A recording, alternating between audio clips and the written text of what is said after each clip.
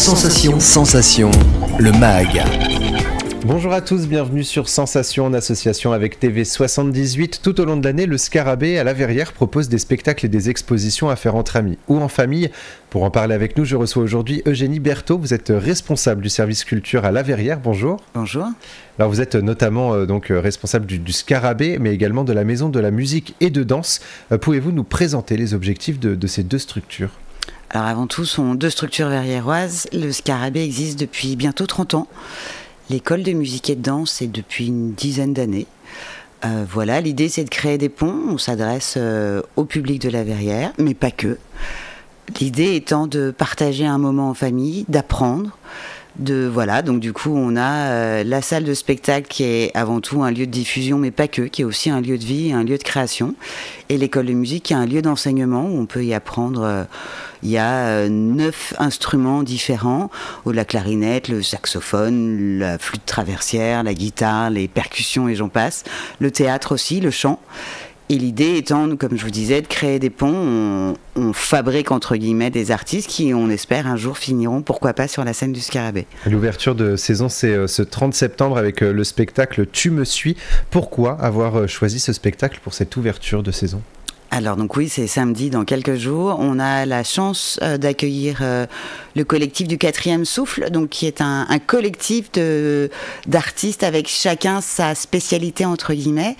Il y a une clown, il y a un danseur. Tous les deux sont rencontrés chez Montalvo, donc ils étaient danseurs tous les deux. Et là, ils ont fait appel à une troisième personne, un batteur.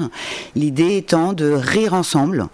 Voilà, et donc du coup c'est l'histoire d'une rencontre amoureuse entre deux disciplines et deux personnages, et qui seront le batteur est là comme métronome pour on va entendre le cœur de la clown grâce au batteur en fait. Alors l'année dernière, la thématique était explosion d'émotions.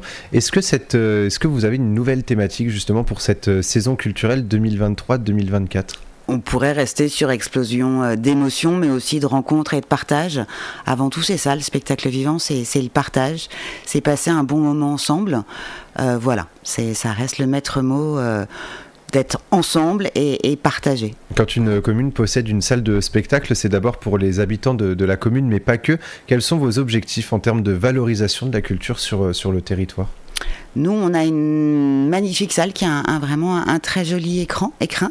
L'idée, c'est d'accueillir, donc comme on expliquait tout à l'heure, des spectacles pluridisciplinaires à destination de tous. Comme beaucoup de salles, nos spectacles sont tout public à partir d'eux. Ça veut dire qu'on ait 6 ans ou 80 ans, on se retrouvera forcément sur nos spectacles. L'idée, c'est de rayonner forcément sur la commune et aux alentours. Notre public, c'est 50% de Verrières-Roy et le reste de l'agglomération. Donc voilà, on a une petite particularité, on a une magnifique salle avec peu de moyens, mais une grande volonté et une envie de traiter de sujets très divers et de s'amuser. Donc c'est peut-être ce qui fait un peu notre particularité. On n'a pas de tête d'affiche, on a peut-être des gens en devenir, en tout cas des compagnies en devenir. Et puis voilà, comme je vous disais, vraiment cette volonté de partager un moment, une création, des toutes premières. Voilà, c'est ça notre objectif. Et on va poursuivre sur la programmation de votre salle de spectacle avec un spectacle de danse. Ça s'appelle Hexagonal. Qu'est-ce qui attend le public pour ce spectacle ? Alors, on accueille Hexagonal, qui est la dernière création d'Ifradia, qui est connu des Saint-Quentinois parce que danseur des B3, des Black Bombers. Il a maintenant la particularité de co-diriger le FER, qui est le centre chorégraphique national de Bretagne, qui se situe à Rennes. C'est la seule salle qui est co-dirigée par 6 danseurs hip-hop. Mais Ifra n'a pas oublié ses origines, et donc du coup il vient à la Verrière, mais pas que. On l'accueille en résidence territoriale qui est financée par la région. Donc on a la chance de pouvoir profiter des toutes premières créations d'Ifra. Enfin, ça sera sa première. Donc il sera 4 semaines chez nous. On a monté plein d'ateliers avec plein de rencontres, en tout cas avec des élèves. C'est une représentation qui ne sera donnée qu'en scolaire, que pour les scolaires. Donc voilà, donc on a monté des classes à pacte avec le collège de la Coudre, avec le lycée des Sept-Mars, avec une école élémentaire du Bois de l'Étang. Voilà, l'idée c'est, il a 40 ans de danse derrière lui. L'idée c'est de se poser, de comprendre l'héritage. Il a fait appel à 3 autres danseurs, lui aussi sera sur scène, tous issus du break. Mais l'idée, voilà, c'est de voir comment on transmet aussi sa passion et cette discipline. Et le 15 novembre, on change totalement de registre pour se tourner vers la littérature. À l'occasion de la Journée mondiale des écrivains en prison, vous organisez une conférence sur la thématique. Comment va s'organiser cette conférence ? Alors, on a la chance d'accueillir ces 3 écrivains qui sont malheureusement en exil grâce aux écritures contemporaines de Saint-Quentin-en-Yvelines, qui a monté cette soirée depuis des années. En tout cas, c'est une date qui est commémorée le 15 novembre depuis 1981, où on essaye de mettre en lumière en fait ces artistes qui sont en difficulté, qui sont certains soit en prison, d'autres en exil, parce que s'ils restent dans leur pays, ils risquent de mourir. Donc on a la chance d'avoir Nouradine Agne, qui est journaliste et qui pourra poser toutes les questions à ces 3 invités. Ce qui est sûr, on en a 2. On accueillera Samaya, qui est afghane, qui est journaliste et écrivaine et qui a fui l'Afghanistan et qui est aux Pays-Bas depuis 2021. Et on aura une photographe reporter bélarusse qui sera là, Anna, aussi. Voilà. La thématique sera donc la liberté d'expression, une thématique parfois abstraite et incomprise. On poursuit avec le spectacle Jour de fête, le 16 novembre au Scarabée. On va écouter un extrait et on en parle juste après.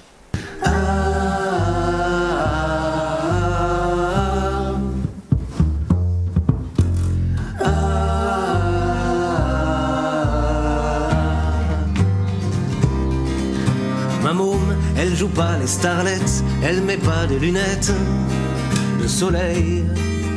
Elle pose pas pour les magazines, elle travaille en usine à Créteil. Dans une banlieue surpeuplée, on habite un meublé, elle et moi. La fenêtre n'a qu'un carreau qui donne sur l'entrepôt et les toits.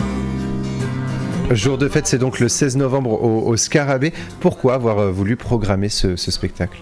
Alors il y a une tradition au Scarabée où nous fêtons la sortie du Beaujolais nouveau qui se passe toujours le 3e jeudi de novembre.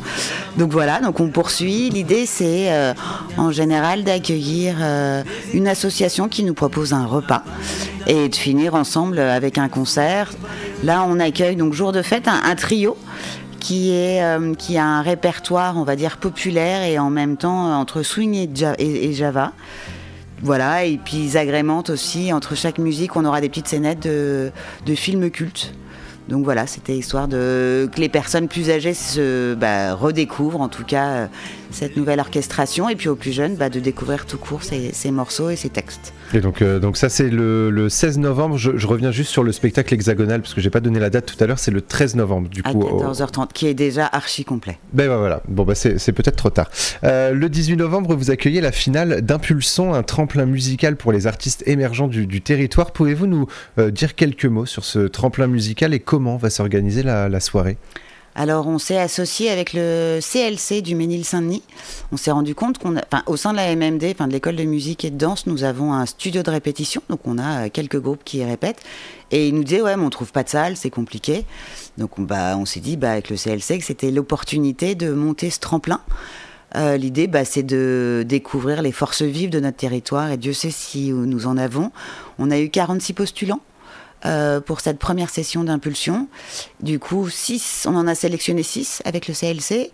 On les accueillera le 14 octobre au CLC où chacun des 6 participants jouera en live. On a un jury qui est en train de se monter. Je peux vous dire qu'il y aura Thierry Duval du RIF qui sera présent.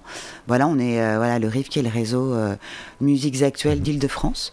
L'idée, c'est de les aider, de les faire découvrir. Si on se rend compte qu'il y a des petites choses qui pêchent, en tout cas pour le gagnant, le final, sur les 6, on en sélectionne 3 qui seront sur le plateau du Scarabée au mois de novembre, et le gagnant aura une petite formation, soit en chant, soit en scène, voilà, suivant leurs petits défauts, entre guillemets, on les aidera, on les accompagnera pour se perfectionner, et ils auront une première partie la saison prochaine au Scarabée, et ils joueront aussi au CLC. Et c'est l'occasion aussi pour nous, du coup, de découvrir des artistes émergents. Merci beaucoup Eugénie Berthaud d'avoir été avec nous sur Sensation. Pour plus d'informations, on peut se rendre sur le site ville-laverrière.com. Je rappelle donc que vous êtes responsable du service culture à La Verrière. Et pour revoir ou réécouter cette émission, rendez-vous sur notre site et notre application Radio Sensation.